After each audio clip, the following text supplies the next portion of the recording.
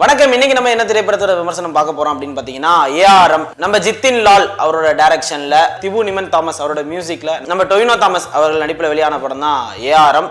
அந்த படம் எப்படி இருக்கு அப்படின்றதான் இந்த திரை விமர்சனத்துல நம்ம பார்க்க போறோம். இந்த படத்தோட ஒன்லைன் என்ன அப்படின்னு கேட்டீங்கன்னா, ஒன்லைன் சொல்ற மாதிரி இருந்தா இந்த படத்தோட ஃபர்ஸ்ட் ஹாஃப் வரைக்கும் சொல்ற மாதிரி இருக்கும். சில விஷயங்களை தவிர்த்துட்டு நான் அப்படியே சொல்றேன். இந்த படத்தை நான் மலையாளத்துல தான் பார்த்தேன், தமிழ்ல பார்க்கல. மலையாளத்துல பார்த்தாதான் அவங்களோட ஃபுல் தாட்ஸ் அண்ட் என்ன எழுதியிருக்கிறாங்க அப்படின்றது தெரிய வரும்ன்றதால நான் மலையாளத்தை போய் பார்த்தேன். மலையாளத்திலுமே புரிஞ்சுது, நல்லாவே இருந்துச்சு அப்படின்னே சொல்லலாம். ஓகே, இந்த படத்தோட ஃபர்ஸ்ட் ஹாஃப் என்ன அப்படின்னு கேட்டீங்கன்னா, ஃபர்ஸ்ட் நம்ம மோகன்லால் அவரோட வாய்ஸ்ல இருந்து ஆரம்பிக்குது. தமிழ் விக்ரம் கொடுத்துருக்காருன்னு நினைக்கிறேன். அவரோட வாய்ஸ்ல இருந்து இந்த மாதிரி நவகிரகங்கள் அப்படின்னு சொல்லிட்டு இந்த யூனிவர்ஸ் அதெல்லாம் பத்திலாம் பேசுறாரு. ஒரு கடவுளுக்கு வாய்ஸ் கொடுக்குற மாதிரியான தோற்றத்தை தான் நம்ம மோகன்லால் பேசும்போது நமக்கு கொடுக்குது. அப்படியே அந்த கதைக்குள்ள போறாங்க. என்ன அப்படின்னா, ஒரு எரிக்கல் பூமியில விழுகுது ஒரு கிராமத்துல.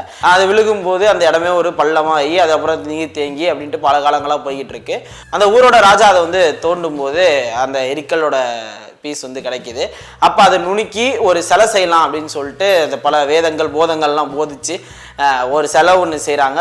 விளக்கு வச்ச ஒரு சாமி சிலை மாதிரி இருக்கு. அதை செஞ்சு அதுக்கான பூஜைகள்லாம் பண்றாங்க. அதுக்குமே ஒரு மர்ம சக்தி மாதிரி இருக்கு. அதாவது ஹீலிங் ப்ராசஸ். அதாவது ஏதாவது காயங்களோ இல்லை ஏதாவது அடியடியோ பட்டுருந்துச்சுன்னா அது தொட்டிங்கன்னா உங்களுக்கு ஹீல் ஆயிரும், சில வியாதிகள்லாம் குணமாகும் அப்படின்ற ஒரு சக்தியெல்லாம் அந்த சிலைக்கு இருக்கு. அப்படியே அதை காலகாலமா பாதுகாத்துட்டு வராங்க. இது பிளாஷ்பேக்ல இருந்து ஆரம்பிக்குது. அப்போ டொவினோ தாமஸோட என்ட்ரி எங்க இருந்து வருது அப்படின்னு பாத்தீங்கன்னா, ஒரு ராஜா அப்படின்ற மாதிரி ஒரு ஊரோட ஒரு ராஜா, அதாவது அந்த எரிக்கல் விழுந்துச்சு இல்லையா, அந்த இடத்தோட ஒரு பாதுகாவலன் ராஜா மாதிரியான விஷயங்களை காட்டுறாங்க. இதுக்கு முன்னாடி எடுத்துட்டு போனவர் வேற ஊர்ல இருந்து அந்த இடத்துக்கு ஆட்சி புரிஞ்ச ஒரு ராஜா மாதிரி காமிக்கிறாங்க. அதை அவர் ஊருக்கு எடுத்துட்டு போயிடுறாரு.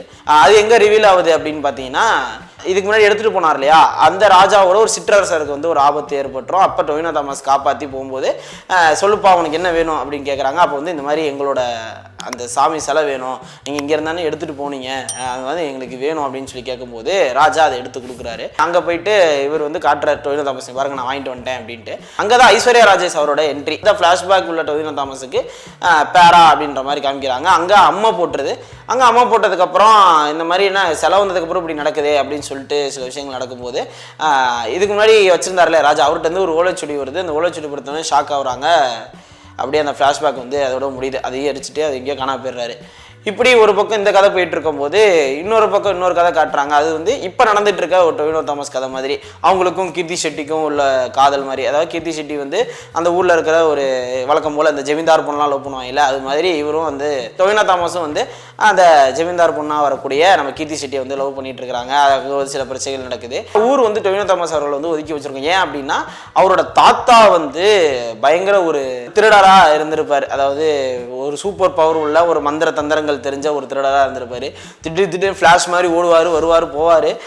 அது ஒரு பக்கம் பேரலா நடந்துகிட்டு இருக்கும். அந்த ஃபிளாஷ்பேக் போகும், இந்த ஃபிளாஷ்பேக் போகும். அந்த கிங்கோட ஃபிளாஷ்பேக் அப்படியே முடிஞ்சிடும். ஏன்னா நம்ம ட்ரெய்லர்ல பார்த்து குழம்பி போயிருப்போம் இல்லையா, என்ன இத்தனை கெட்டப் வருது டொவினோ தாமஸ்க்கு அப்படின்ட்டு. பட் படத்துல பார்க்கும்போது அவ்வளோ குழப்பங்கள் இருக்காது. தெளிவா அப்படியே பேரலா அது நடக்கும்போது அதுக்கான விளக்கம் கொடுத்துக்கிட்டு இருப்பாங்க.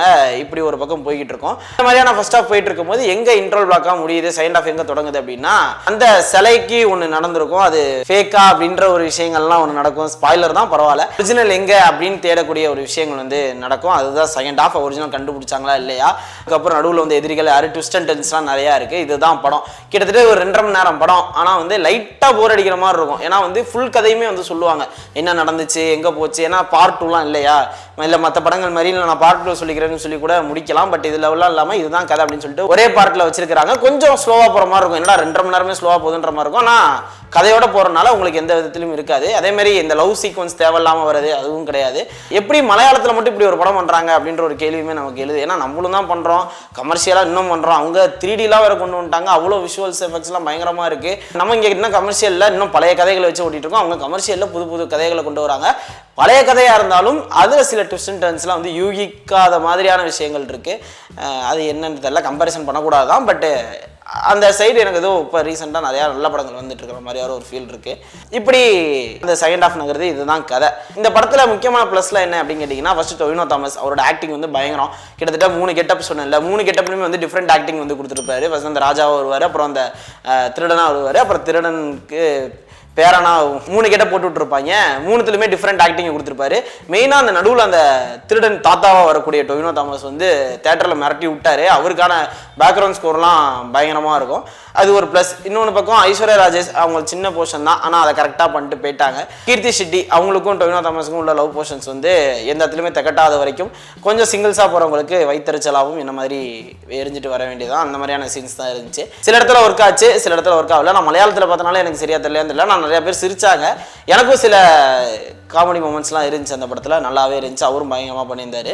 இவங்க ஒரு பக்கம் ஆக்டிங்கில் பயங்கரமாக கொடுக்க, இன்னொரு பக்கம் எங்கே ஹையா அந்த படம் ஏஆர்எம் தூக்கிட்டு போச்சு அப்படின்னு பார்த்தீங்கன்னா, திபு நிமன் தாமஸ் அவரோட மியூசிக் வந்து இன்னொரு வேற லெவல். அதாவது நம்ம கேட்குற மாதிரி இந்த இன்ஸ்ட்ருமெண்ட்ஸில் போட்டு தட்டு தட்டுன்னு தட்டாமல், இந்த இடத்துலையுமே வந்து வேற இந்த ரீமிக்ஸ் அதெல்லாம் பண்ணாமல் அவங்க கல்ச்சரில் உள்ள மியூசிக் மாதிரியே வந்து போட்டிருந்தாங்க. அதிகமாக கேரளா மியூசிக் தான் கேட்க முடிஞ்சுது.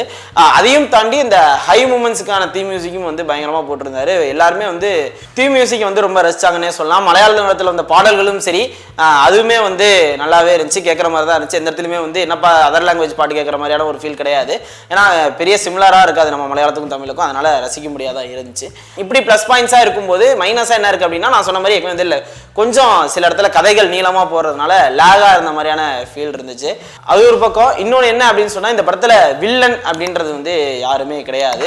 ஹரிஷ் உத்தமன் பண்ணியிருப்பாரு, அவர் ஏதோ பண்ண போறாரு அப்படின்னு பார்க்கும்போது பட்டுன்னு அவரும் ஒரு பக்கம் விழுந்துருவாப்புல. இன்னும் 2-3 வில்லன்ஸ்லாம் அடுத்தடுத்து வரும்போது அதுவும் வந்து பெருசாக இருக்காது. இந்த மாதிரியான சின்ன சின்ன நெகட்டிவ்ஸ் தான். பட் ட்விஸ்ட் அண்ட் டர்ன்ஸ் வந்து அந்த வில்லன் இல்லை அப்படின்ற ஒரு குறையை வந்து எங்கேயுமே நமக்கு தராது அப்படின்னே சொல்லலாம். மெயினாக நீங்கள் வந்து 3Dயில் பாருங்கள், ஏன்னா வந்து விஷுவல்ஸ் வந்து அவ்வளோ பயங்கரமாக இருக்குது. 3D அவ்வளோ பயங்கரமாக ரெண்டரிங் பண்ணியிருக்கிறாங்க. சிஜி ஒர்க் பயங்கரமாக இருக்குது, விஎஃப்எக்ஸ் பயங்கரமாக இருக்குது. எப்படி பண்ணாங்க அப்படின்றது வந்து கொஞ்சம் நமக்கு வந்து கேள்வி கேட்டு. ஏன்னா இங்கே வந்து 500 கோடி 600 கோடி போட்டு பல படங்கள் பண்ணும்போதே வந்து சில அட்டை பாக்ஸுகள் மாதிரியான செட்டுகள் தான் போட்டு எடுத்துகிட்டு இருக்கிறாங்க. அங்கே வந்து நிறையா லைவ் லொக்கேஷன்ஸ் எடுத்துருக்குறாங்க, நிறையா விஎஃப்எக்ஸ் சிஜி வந்து ஒர்க் பண்ணியிருக்காங்க. ஆனால் எந்த இடத்துலையுமே வந்து விஎஃப்எக்ஸ் என்னப்பா அப்படி இருக்கு அப்படின்னு கேட்கறதுல ஒரே ஒரு இடத்துல ஒரு புலி ஒன்று ஓடும், அதை மட்டும் தவிர்த்து வந்துருக்கலாம். மற்றபடி எல்லாமே பயங்கரமாக இருந்துச்சு. சில இந்த சிலைகள் தேடி போகிற விஷயங்கள், ஒரு ட்ரெஷர் ஹண்டான ஒரு படம் தான். யாருக்கெல்லாம் வந்து ஒரு ட்ரெஷர்லாம் அந்த கண்டுபிடிக்கிற ஒரு விஷயங்கள் மாதிரியான ஒரு படங்கள்லாம் பிடிக்கும், இன்னொன்று வந்து அட்வென்ச்சர் பிடிக்கும் அப்படின்ற விஷயங்கள்லாம் யாருக்கு பிடிக்குமோ அவங்க போய் கண்டிப்பாக பார்க்கலாம். இன்னொருத்தவங்க வந்து நம்ம டொவினோ தாமஸ் ஃபேன்ஸாகவே இருப்பாங்க. ஏன்னா வந்து அவர் ரீசெண்டாக பண்ண படங்கள்லாம் வந்து அதிகமாக இருக்குது. நடிகர் மட்டும் பெருசாக போன மாதிரி தெரில. மற்றபடி அவருக்கான சில ஃபேன்ஸ்லாம் இருந்தாங்க. இங்கேயுமே வந்து மலையாளத்தில் நான் போய் பார்க்கும்போது, இங்கே யாரோ வந்து மலையாளத்தில் பார்க்க போகிறாங்க அப்படின்னு பார்க்கும்போது நிறைய பேர் வந்து பார்த்துருந்தாங்க. கண்டிப்பாக ஒரு என்டர்டைன்மெண்ட் இருக்கும். கண்டிப்பா போய் தியேட்டர்ல பாருங்க. இதோட இந்த திரை விமர்சனம் முடியுது. இதே மாதிரி இன்னொரு திரை விமர்சனத்துல உங்களை கூடிய சீக்கிரம் சந்திக்கிறேன். அண்டில் உங்களுக்கு விடைபெறுகிறேன். Okay tata, bye by.